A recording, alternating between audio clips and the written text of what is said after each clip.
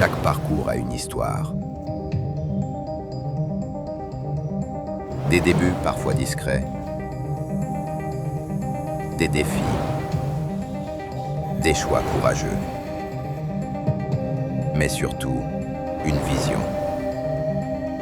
Le portrait, l'histoire derrière le visage.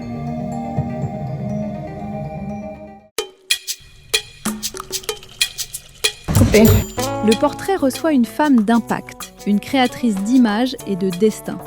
Réalisatrice, productrice et manager, elle fait bouger les lignes du cinéma congolais.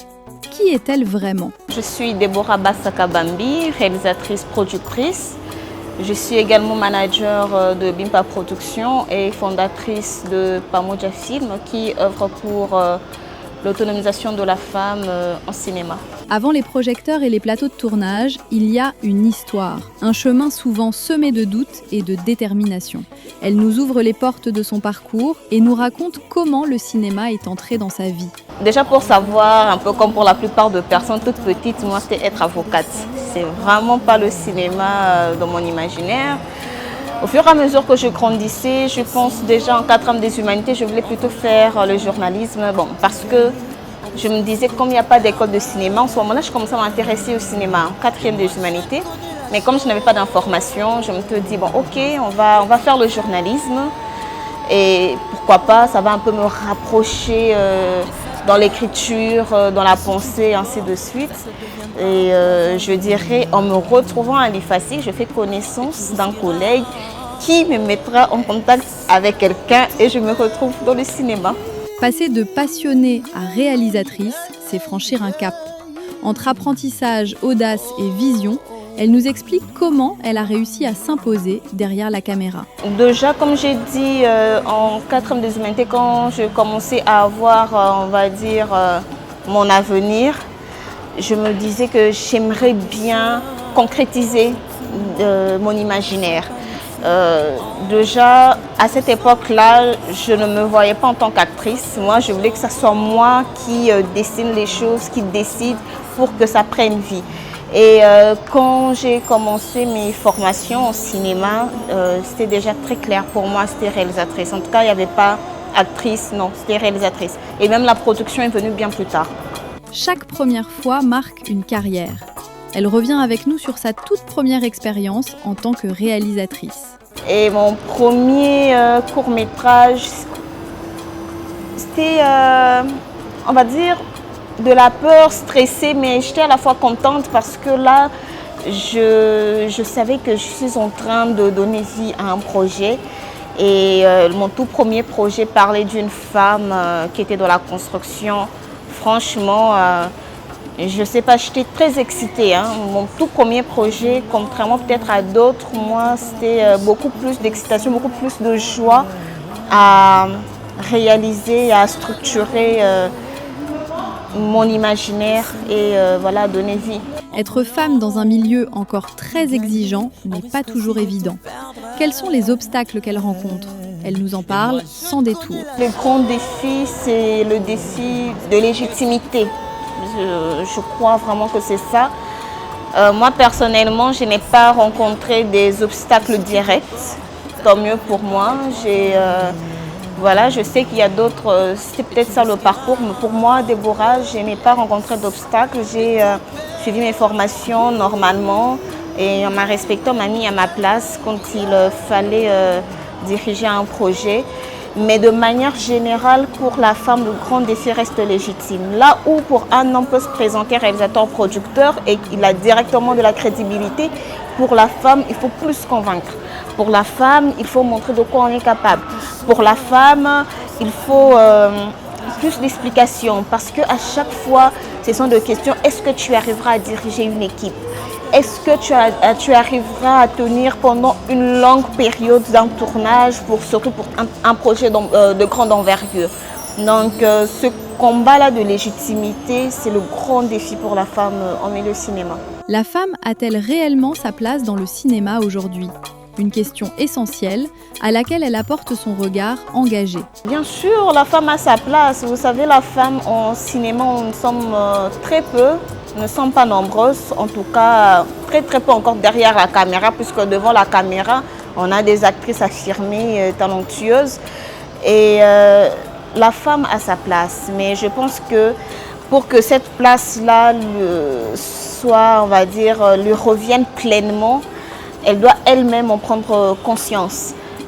Aujourd'hui, la femme ou encore les femmes, on a tendance à nous-mêmes d'abord se remettre en question à chaque fois et se dire est-ce que je peux facilement porter ce projet.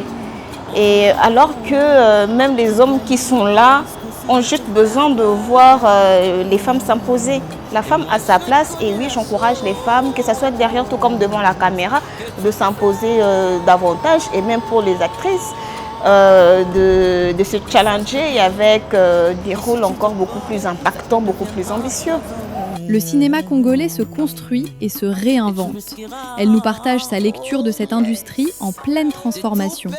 Le cinéma dans notre pays a beaucoup à faire. Dans ce pays, il y a beaucoup à faire. L'industrie, bon, on existe parce que moi, j'aime pas trop dire ouais, le cinéma n'existe pas. Parce que aussi, ça n'existe pas, donc même moi là, je ne suis pas là. Mais il y a beaucoup à faire. On manque de structuration, on manque le minimum. Et même si le ministère travaille, je suis désolée, mais jusqu'à présent, même une sorte de reconnaissance de manière officielle reste encore un point important à travailler là-dessus. Donc le cinéma dans notre pays évolue quand même, je dirais, ce qu'est le cinéma aujourd'hui. Ce n'était pas le cas il y a 10 ans passés. Il y a 10 ans passés, il fallait même, je dirais, même pour une occasion de chaîne de télé, venir en coprod ou quoi, il fallait beaucoup d'efforts où il n'y en avait pratiquement pas, il n'y avait pas. Mais il y a quand même des évolutions. Aujourd'hui, on a des collègues qui mettent en place des activités, que ce soit en projection, que ce soit des formations, question de faire vivre cette industrie. Donc il y a beaucoup à faire, mais on garde espoir parce que nous sommes là. Force, résilience, ambition, elle dresse le portrait de la femme congolaise d'aujourd'hui avec ses réalités et ses aspirations. La femme congolaise, je dirais même que c'est le pilier de la nation. Et ça, sur tout le point. Vraiment sur tout le point. Moi, je dis que la femme a une force qui, comme j'ai dit tantôt, elle-même n'en a pas conscience. Alors que quand une femme prend le devant, quand une femme dirige, quand elle arrive à manager, tout se passe bien. Il n'y a qu'à voir dans nos familles. Il y a plusieurs familles aujourd'hui qui tiennent grâce au petit commerce des mamans. Il y a des entreprises qui tiennent aujourd'hui parce qu'il y a eu une femme résiliente qui prend les initiatives pour que l'entreprise avance. Donc la femme congolaise, oui, elle est magnifique, elle est porteuse d'espoir et elle est le pilier en tout cas, peu importe le domaine de la vie. Au-delà de ses réalisations, elle s'engage aussi à travers sa structure Pamoja. Quelle est sa mission, son impact? Elle nous en parle. Pamoja, jusque-là, nous sommes axés sur les formations. Et on donne beaucoup plus la place à la femme. Moi, j'aime travailler avec les femmes.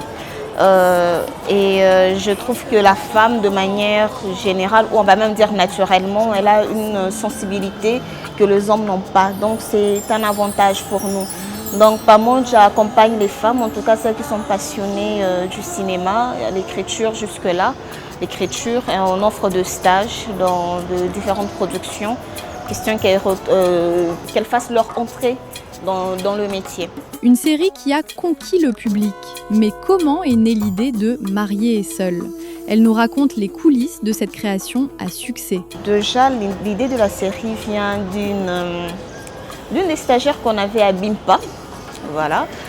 On avait lancé en 2014 un appel aux stagiaires dans le cadre du festival Fikil. Et dans leur temps, on les avait proposé, de soumettre des idées. Et il y a une qui avait émis l'idée de la série Mariée et seule. Au départ, ce n'était pas ça le titre. Et à partir de cette idée-là, nous avons travaillé tous ensemble, on a donné la structure et on a commencé tout en écrivant, mais en les formant aussi, puisque ce sont les dames qui sont aussi scénaristes de la série. Donc c'est comme ça qu'elles ont commencé à apprendre. l'écriture et à apprendre aussi certains métiers du cinéma. Donc c'est de là où est née l'idée de marier et sœur dans le cadre de Sétine. Quelqu'un qui propose l'idée et voilà, le projet a vu le jour. Un tel engouement, des réactions du public, s'y attendait-elle vraiment ? Non, non. Personnellement, non. Et je pense même que pour l'équipe, non. On ne s'attendait pas à un tel succès.